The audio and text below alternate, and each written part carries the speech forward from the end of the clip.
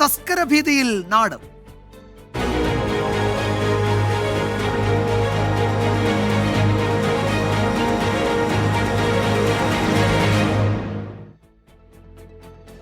ആലപ്പുഴ പുന്നപ്പുഴയിൽ വീണ്ടും കുറുവാ സംഘമെന്ന് സംശയിക്കുന്ന മോഷ്ടാക്കൾ.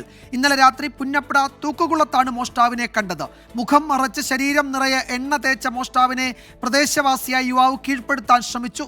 തുടർച്ചയായ 4ാം ദിവസമാണ് ആലപ്പുഴ ജില്ലയുടെ വിവിധ മേഖലകളിൽ മോഷ്ടാക്കൾ എത്തുന്നത്. മോഷണ പരമ്പരകൾക്ക് പിന്നിൽ കുറുവാ സംഘമാണ് എന്നാണ് പോലീസിന്റെ പ്രാഥമിക നിഗമനം.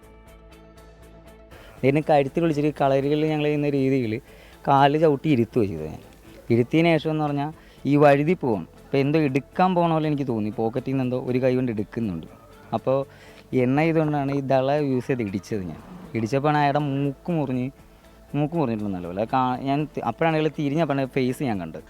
കഴിഞ്ഞ രാത്രി തൂക്കുകുളത്ത് 2 പവന്റെ മാല നഷ്ടപ്പെട്ട മനോഹരന്റെ വീട്ടിൽ നിന്ന് കഷ്ടിച്ച് 1 കിലോമീറ്റർ മാറി പുന്നപ്ര വടക്ക് പഞ്ചായത്ത് 3ാം വാർഡിലാണ് ഇന്നലെ രാത്രി മോഷ്ടാവിനെ കണ്ടത്.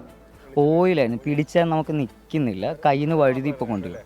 മുഖം മറിച്ചിട്ടുണ്ട്. ഒരു പാൻറ്റ് പോലെ, ഇത് ഇത്രയുള്ളൊരു പാൻറ്റ് പോലെ ഉണ്ട്. ആളെ മുഖം ഞാൻ നേരിട്ട് ആ മൂക്കിലിടിച്ച ഞാൻ ഇടിച്ച ഇടിയിലായിരുന്നു മൂക്ക് മുറിഞ്ഞിരുന്നു.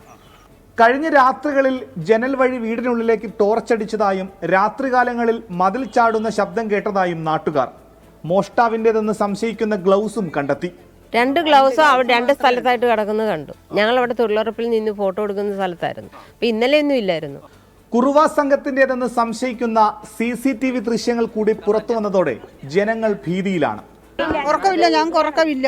ഇന്നലെ ഞങ്ങളുടെ വീടിൻ്റെ അടുത്ത് ജനലെ വന്ന് ടോർച്ചടിച്ച് കഥകെ കൊട്ടുന്നു. കുഞ്ഞുങ്ങളെ കൊണ്ട് കിടന്ന് നമുക്ക് ഉറങ്ങാൻ പറ്റുന്നില്ല. അതാണ് നമുക്ക് ഏറ്റവും വലിയ പ്രശ്നം.